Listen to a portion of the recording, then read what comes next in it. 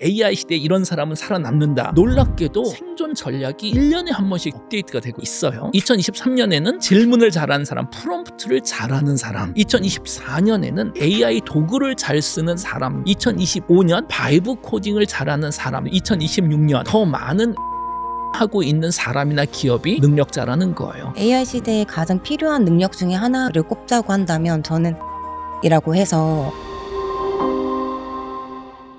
안녕하세요, 한석준입니다. 이 시대의 대가들의 순도 높은 지식을 전하는 지식인 초대석, 오늘은 AI와 관련된 중요한 두 분을 모셨습니다. AI와 뇌과학을 연구하시는 김대식 교수님, 그리고 AI와 춤을 연구하시는 김혜연 안무가님 나오셨습니다. 어서 오십시오. 네, 안녕하세요. 오랜만입니다. 안녕하세요. 자네 두 분은 참 모일 때마다 뭔가 조합이 상상이 잘 안 되는 조합이라고 해야 될까? 그런 말 많이 들으시죠? 그럼요. 저희가 저희 지인들 사이에서는 별명이 있어요. 톰앤톰이에요. 톰앤톰? 톰앤제리가 아니고 톰앤톰. 끝없이 싸우거든요. 그렇습니까? 그럼요. 다 달라서 그런 것 같아요. 교수님이 하시는 말이 머리로는 이해가 되는데 마음으로는 받아들이기가 좀 어려울 때가 있어요. 그러면은 그 어떤 불편함과 다른 거에 대한 느낌을 저는 또 다시 여쭤보는 거죠. 이제 그거를 교수님 싸운다라고 표현을 하시긴 하는데 저는 이제 제가 왜 저 부분이 불편할까? 그런 지점들 항상 의문을 가지고 여쭤보는 보통 거죠. 이제 저랑 친한 다른 분들은 제가 지금 뭔가 지적하면은 수긍을 하던가 도망가거든요. 근데 김혜연 안무가님은 수긍하지도 않고 도망가지도 않고 끝까지 싸우시더라고요. 아주. 이렇게 두 분이 또 안 맞는 듯 하면서 대화도 많이 하시고 그러더니 책도 쓰셨습니다. 그렇죠. 재밌는 건 저랑 좀 비슷한 배경을 가지고 생각이 비슷한 분하고 토론을 하면 사실 제가 배우는 게 하나도 없어요. 맞아요. 남는 게 없죠. 네. 근데 저는 사실 제가 이해하지 못하는 거를 배우는 걸 상당히 좋아하는 사람이거든요. 그래서 이제 김혜연 안무가님하고 대화를 하면 저는 90% 동의하지 않아요. 근데 대화가 끝나고 나면 그래도 제가 한 5% 정도 배우는 게 항상 있더라고요. 김대식 교수님 정도 되는 사람에게 얘기할 때마다 5%씩 깨달음을 줄 수 있는 사람이 그렇게 흔할 것 같지는 않거든요. 그러니까 특히 그 5%는 제가 한 번도 생각하지 못했던 쪽이 많아요. 그러니까 예를 들어서 몸도 뇌의 한 영역이다. 생각을 잘하기 위해서는 몸을 많이 움직여야 된다. 정말 제가 이 세상에서 몸을 가장 안 움직이는 사람이거든요. 저는 그냥 제 평생을 거의 대부분 소파에 누워서 머리만 굴리셨군요. 잔머리 많이 굴려가지고 겨우 여기까지 왔는데 김현 안무가님께서 아니 몸의 역할이 얼마나 중요한지에 대해서 이야기를 항상 하시고 또 하나는 타이밍이 좋으신 것 같아요. 결국 AI 그리고 피지컬 AI가 등장하다 보니까 제가 갑자기 고민이 되는 거예요. 몸에 대해서. 몸에 대한 이런 것도 좀 중요하지 않을까. 그래서 덕분에 저희가 뭐 이런 책도 지금 함께 쓰고 있습니다. 그 지난번에 나오셨을 때에 비해서 AI가 또 많이 발전했잖아요. 우리는 AI가 계속해서 내일을 뺏어갈까봐 걱정을 합니다. 게다가 이번 책의 제목도 지금 그렇지 않습니까? AI가 나보다 일을 잘할 때 한 6개월 전만 해도 AI가 나보다 일을 잘하면 어떡하지라는 생각을 했는데 이제는 AI가 나보다 일을 잘하네? 어떡하지?가 된 것 같아요. 어떻게 해야 됩니까? 지금 현상부터 우리가 짚고 가는 게 좋을 것 같아요. 2026년 한 1월 달부터 드디어 에이전틱 AI가 현실이 돼버렸습니다. 언론에서 이미 다 보셨겠지만 오스트리아 개발자인 피터 슈타인베어거라는 분이 오픈 클로우를 1월 달에 출시하고 나서 이제는 에이전트뿐만이 아니고 에이전트를 지휘하는 에이전트까지 생겨서 특히 최근 한 달, 두 달 동안 기업에서는 뭐 클 대리라고 요새 부르더라고요. 클로우드 대리라고. 아침에 와서 반복적으로 클릭 해야 되는 그 수백 번, 수천 번을 지금 에이전틱 AI로 대체를 하고 있다는 거예요. 또 2025년 하반기에 중요한 변화가 한 명 있었죠. 엔트로픽에서 처음으로 코웍이라는 에이전트를 만들 때 사람이 만들지 않고 AI를 활용해서 AI를 만들기 시작했어요.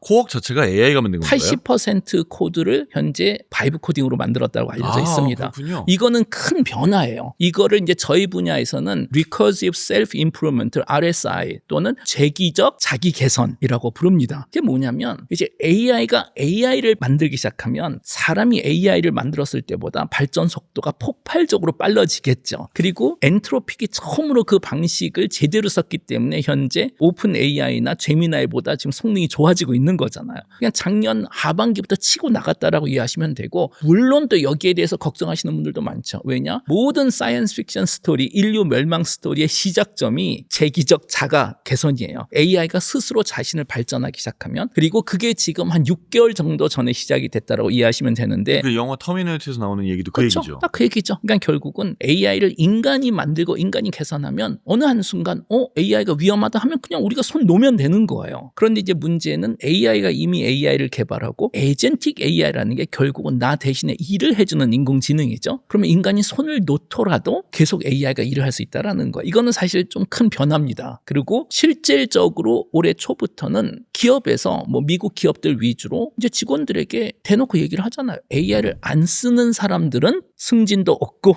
이제는 평가에서 불이익을 받는다. 근데 확실히 AI의 어떤 속도나 업그레이드 된 걸 체감하는 게 저희가 책을 낸 지 불과 한 달뿐이 안 됐거든요. 한번 아나운서님께서 대답해 보시겠어요? AI가 나보다 일을 잘할 때 그다음 어떤 얘기가 붙을 것 같으세요? 이걸 이제 긍정 사이드, 부정 사이드 K자 모양으로 본다면 긍정 사이드는 AI가 나보다 일을 잘할 때 그럼 난 더 신나게 살아야지가 될 수도 있고, 반대로 부정 사이드로 보면 AI가 나보다 일을 잘할 때 그럼 난 뭐 해먹고 살지가 될 수도 있고. 와, 진짜 모더레이터다. 양면의 생각을. 저도 항상 더 신나게 많이 놀아야지라고 생각을 했는데 계속 그 질문, 이 책에 대한 이야기들을 저도 계속 하다 보니 최근 한 일주일, 한 달 안 되는 사이에 그 뒤에 말이 저는 어떻게 바뀌었냐면 AI가 나보다 일을 잘할 때 나는 AI에게 일을 더 시켜야지라는 생각이 드는 거예요. 그러니까 지금 이전에 약간 대화형 기반의 AI, 생성형 AI를 쓸 때의 단계가 지난달 정도의 대답이었다면 지금 4월, 5월에 제가 바뀐 대답은 그냥 에이전트 AI가 당연하게 들어온 어떤 그 개념이 정착이 된 것 같아요. 근데 아직까지도 여전히 AI를 사용하지 않는 분들 입장에서는 생성형 AI에 대한 사고로 책 질문에 대한 대답을 이어갈 것 같다라는 생각을 하게 됐고, 오히려 최전선에서 AI를 활용하는 분들은 이미 나의 일을 AI에게 위임하는 것으로 전환을 하고 있는 단계인 거죠. 그만큼 그 어떤 AI 사용에 대한 격차가 계속적으로 벌어지는 게 보여서 이 빈도 차이에 대해서 어떤 문제의식을 가지고 함께 또 고민해야 될까 이런 생각을 좀 하게 돼요. 그런데 이 신기술이 나오는 거에 대해서 두렵고 피하고 싶고 나한텐 좀 안 왔으면 좋겠고 이런 생각하시는 분들도 있을 거란 말이에요. 그럼 AI가 아무리 발전하고 아무리 인간의 많은 걸 대체한다 하더라도 그래도 대체가 되지 않을 어떤 인간 혹은 직장인 이런 건 어떤 사람들입니까? 이 얘기에 관련해서는 결국에는 사람의 신체 그리고 보이지 않는 마음과 어떤 온도, 생각 이런 거에 답이 좀 있을 것 같아요. 그래서 아마 AI 시대에 가장 필요한 능력 중에 하나를 꼽자고 한다면 저는 감응력이라고 해서 감응력. 네, 사람의 마음을 이끄는 힘이라고 하는데 사실 AI는 어떻게 보면 도구로서 존재하잖아요. 근데 그것을 사용하고 끝나는 것이 아니라 그것을 사용해서 사람의 마음을 끌 수 있는가의 척도가 너무 중요할 것 같거든요. 결국에는 뭔가 정답이 있고 효율적인 것들은 다 답이 나와 있기 때문에 누구나 할 수 있고 AI가 할 수 있다면 사람만이 할 수 있는 능력 중에 하나는 사람의 마음을 터치하고 이끄는 힘, 그리고 그것을 마음만 터치하는 게 아니라 그걸로 몸을 움직이게 하고 그것이 내 삶에 돌아오게 하는 힘은 결국에는 감응력이라고 하는 것에 있을 것 같거든요. 결국 그거는 사람이 어떤 보이지 않는 마음, 감정, 축적된 어떤 시간 안에서 오는 경험에서 우러나오는 신체성에 있기 때문에 그런 것들의 능력이 더 중요해지지 않을까. 지금 안무가님이 그 중요한 키워드 두 개를 말씀하셔서 하나는 사람, 또 하나는 정답. 사실 이게 최근에는 특히 뭐 이런 쪽으로 저보다 훨씬 더 많이 연구하시는 분들이 이걸 좀 구체화 시키셨더라고요. 뭐냐면 인공지능 시대에는 AI가 나를 대체하는지 대체하지 않는지 도 아니면 뭐 이런 식의 어떻게 보면 이진법적인 접근보다는 내가 하는 일은 어떤 성격일까, 특히 뭐하고 연관성이 있을까. 근데 여기서 가장 연관성이 있는 것들은 정답하고 사람이라는 결론이에요. 그게 무슨 얘기냐면 우리 인간은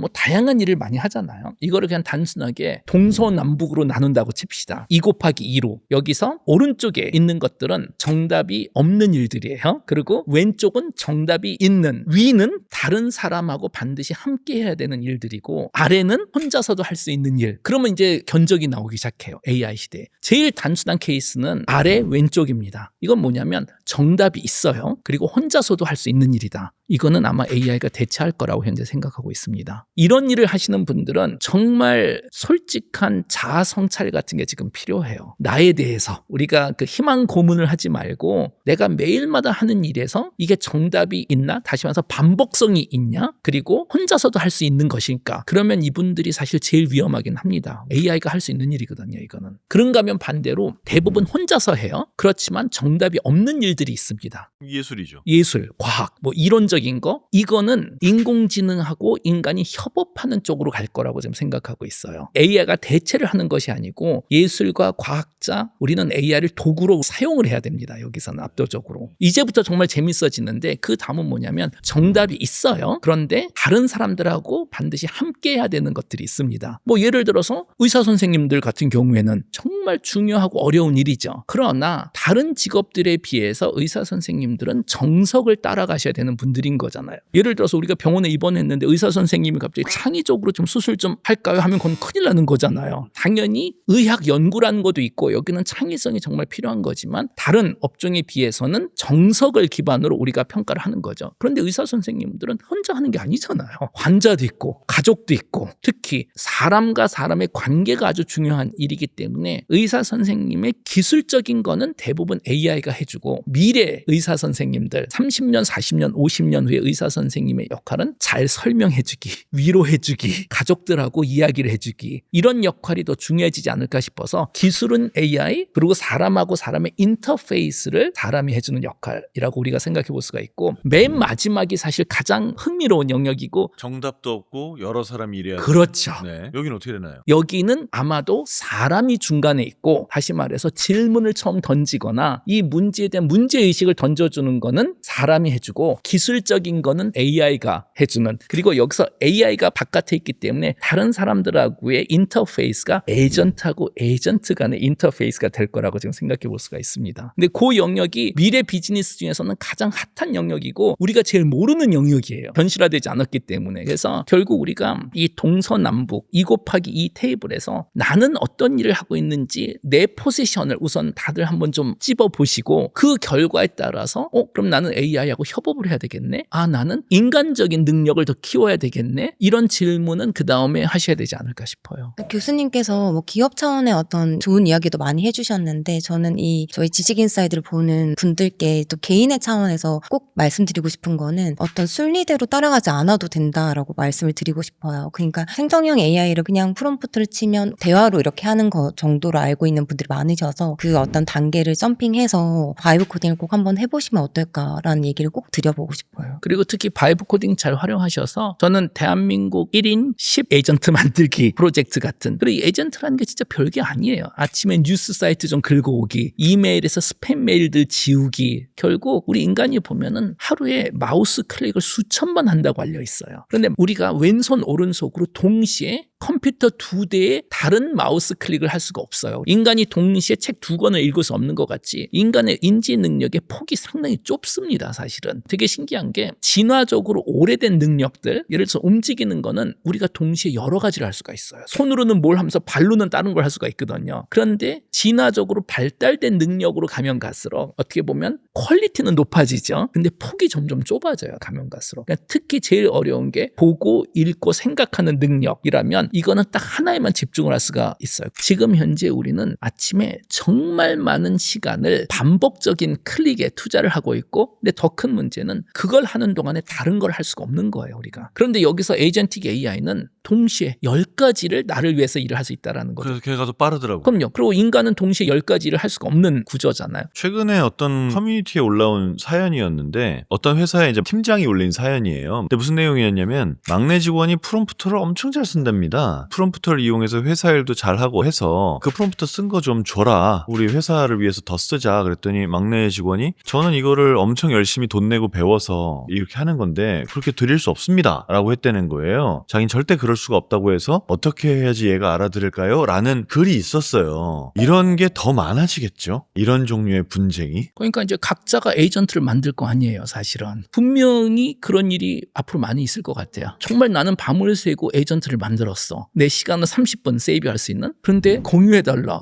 그럼 갈등 생길 것 같아요, 저도. 회사 입장에서는 그걸 할 수 있는 개인이 할 수 없는 척을 하게 되는 거잖아요. 그런 현상들이 개개인의 선택에 따라서 생길 것 같아요. 그게 회사한테는 손해지 않습니까? 그럼 회사는 그 개인들이 자기의 에이전트를 쓰는 기술이나 프롬프트를 쓰는 기술이나 이런 걸 더 회사를 위해서 오픈하게 만들려면 뭐가 있어야 될까요? 보상이 주어져야죠. 금전적인 거나 업무에 대한 대가를 그 사람이 원하는 형태의 보상이 필요할 중요할 것 같아요. 개인이 그거를 공유하지 않는 환경은 결국에는 회사의 분위기가 어떠냐에 따라서 좌우가 엄청 크게 되는 것 같아요. 그 회사의 분위기가 그 팀원에게 보상을 줄 거라는 생각을 못하게 했나 보군요. 그렇죠. 정답은 아니겠지만 일부 그랬을 수도 있다라는 가능성이 있는 거죠. 그리고 사실 이거를 뭐 분위기, 보상을 받을 거란 느낌보다 이거는 규칙으로 정해줘야죠. 하루에 또는 한 달에 에이전트 몇 개 만드는 사람들, 본인의 일을 몇 % 대체하는 사람들은 뭐 이런 보상이 있다. 그게 뭐가 됐든 간에 최근에 그 가트너 리서치에서 아주 흥미로운 논문이 나왔었는데 미국 기업들입니다. 그 사례를 보니까 AI를 회사에 도입할 때 가장 큰 문제가 되는 게 기술보다는 직원들의 심리적인 거부 또는 외면이 가장 큰 문제라는 거예요. 그게 무슨 얘기냐면 직원들에게 AI를 쓰라고 회사에서 얘기를 할 때 그 AI의 정체성 문제를 우선 해결해 줘야 된다라는 거예요. 보통은 그냥 쓰라고 합니다. 근데 그러면 직원 머릿속에는 질문이 생기잖아요. 이 AI 또는 에이전트가 나의 도구일까? 나의 동료일까? 아니면 나를 대체할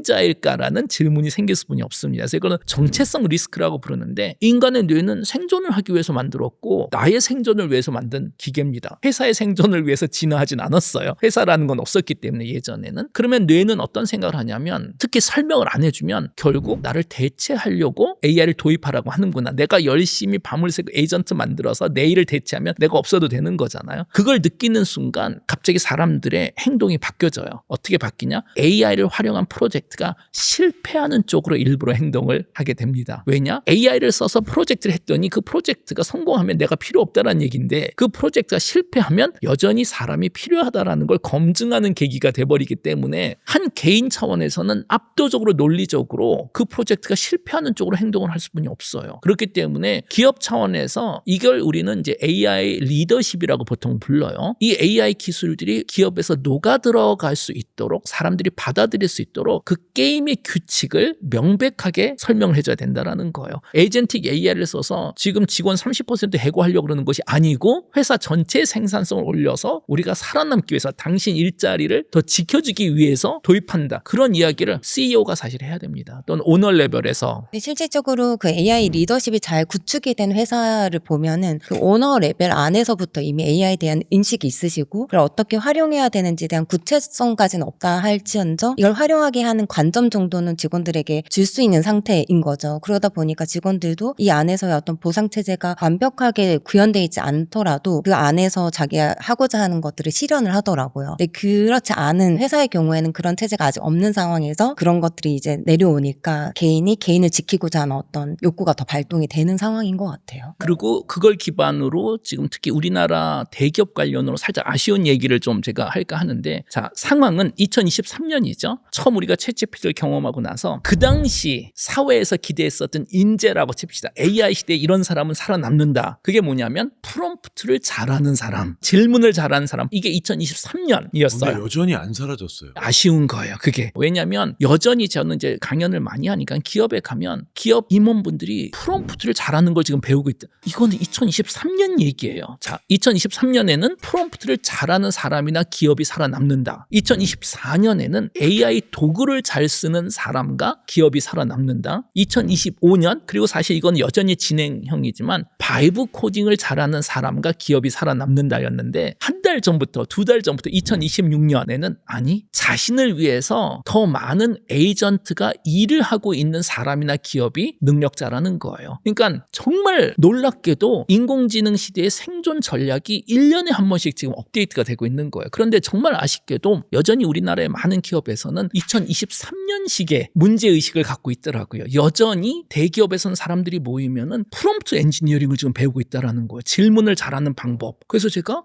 왜 그런 걸 하세요? 지금 이미 바이브 코딩 하셔야 되고 에이전트 만드셔야 되지 않나요? 했더니 그리고 여기서부터가 이제 문제가 되는 게 여전히 우리나라 많은 기업에서는 그놈의 보안 문제 때문에 기업에서 클로드, 제미나이, 챗GPT를 못 쓰게 한다라는 거예요. 제가 어느 회사라고 얘기는 안 하겠지만 누구나 다 누구보다 알고 있는, 그리고 정말 IT 분야에서 글로벌하게 경쟁을 해야 되는 기업들조차도 회사 내부에서는 이 글로벌하게 누구나 쓰고 있는 도구들을 지금 못 쓰게 하다 보니 집에 가서 쓰거나, 두 번째 자체 개발한, 그래서 그분들하고 물어보면 교수님 근데 우리나라는 뭐 보안 규제가 심하고 어쩌고저쩌고 그런 얘기를 해요. 그럼 제 대답은 뭐냐면, 그럼 엔비디아는 보안 문제가 없을까요? 제가 엔비디아는 솔직히 얘기해서 우리나라 어느 기업보다도 비밀이 많을 거 아니에요, 기술적인. 그런데도 젠슨 황은 엔지니어들에게 본인 1년 연봉의 50% 정도 X를 토큰으로 써야 된다라고 지금 막 얘기를 하고 있는 거예요. 근데 그분들은 보안 문제를 어떻게 풀까요? 제가 그렇게 질문하면 글쎄요 라는 답인 거예요. 그러면서 본인들은 다 차단이 돼 있대요. 그래서 제가 항상 느끼는 게 뭐냐면 살짝 게으른 것 같아요. 그게 무슨 얘기냐면, 교통사고를 막을 수 있는 방법이 뭐가 있을까요? 하면 현재 우리나라 방법은 운전면허증을 금지시켜 놓은 거예요. 근데 저는 그게 게으른 방법이라고 생각을 해요. 왜냐? 운전면허증을 금지시키면 자동차 탔을 때 혜택을 다 포기해 버리는 맞아요. 거잖아요. 네. 근데 거꾸로 엔비디아 같은 경우는 똑똑한 방법을 쓸 거 아니에요. 걔네들이라고 뭐 비밀 정보가 나가는 걸 원하겠어요? 일반적인 대화를 하고 자료, 이미 공개되어 있는 인터넷에 떠다니는 문서들 PDF 파일 100개를 내가 요약하고 싶은 거잖아요.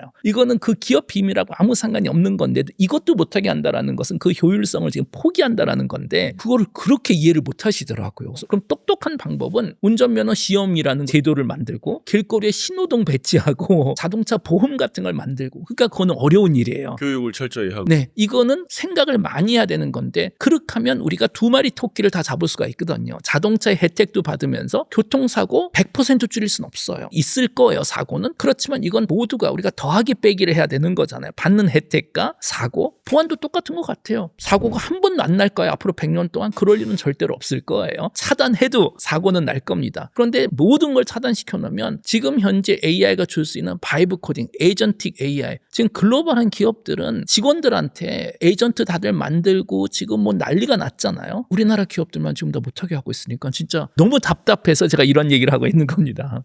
에이전틱 AI 그리고 AGI 시대는 압도적으로 스포츠, 엔터테인먼트, 요가, 여행, 그리고 사람들하고의 대화, 소셜 클럽, 사실 이런 것들이 압도적으로 늘어날 것 같고, 제 생각엔 장기적으로 결국 이 책의 제목이 AI가 나보다 일을 더 잘한다면 그런 세상은 올 것 같아요. 모든 일이 사라지지는 않겠죠. 당연히 누군가는 여전히 뭐 연구도 해야 되고 누군가는 다른 일도 해야 되겠지만, 우리가 현재 일이라고 얘기하는 것들은 많이 사라지겠지만 그 대신에 지금은 일이라고 생각하지 않는 것들이 일의 영역으로 아마 들어올 겁니다. 예를 들어서 지금 아나운서님 같은 경우 이게 일이시잖아요. 중세 시대 사람이 봤으면 지금 놀고 있는 거잖아요. 놀고 있는 거죠. 아니 지금 떠들고 있는 거죠. 잡담하고 음료수 마시면서. 이게 무슨 일이에요. 그런데 놀랍게도 이게 일이 돼버린 것 같이 현재 일은 사라지고 새로운 일들이 많이 생길 것 같아요. 예를 들어서 새로운 일들은 진짜 다 같이 앉아서 명상하기, 뭐 손잡고 공감하기. 이게 지금 보면 이상하지만 어쨌든 조선시대 사람이 보면 지금 하시는 일도 되게 이상해 보이거든요. 그러니까 이상하다라는 것도 역시 시대가 변하면 바뀌기 때문에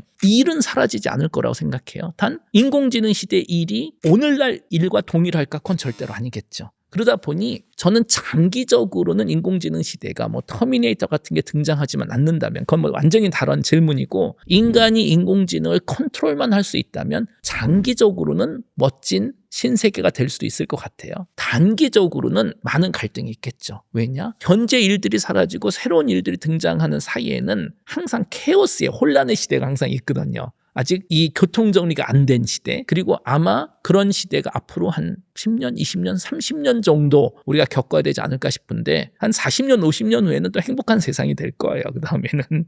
자, 오늘도 이렇게 AI가 닥쳐온, 또 더 크게 닥쳐올 미래에 우리 인간들이 어떻게 살아가는지에 대한 얘기를 쭉 해봤습니다. 오늘 생각한 가장 중요한 부분은 어떤 AI가 닥쳐와도 우리가 계속해서 우리의 중심을 잡고 나로 살아가기 위해서 어떤 생각을 해야 되는가, 이 부분이 아니었나 싶습니다. 저도 아직 정답을 모르겠고요. 저희 계속해서 이런 좋은 분들 모셔서 얘기하면서 우리 모두 함께 정답을 찾아봅시다.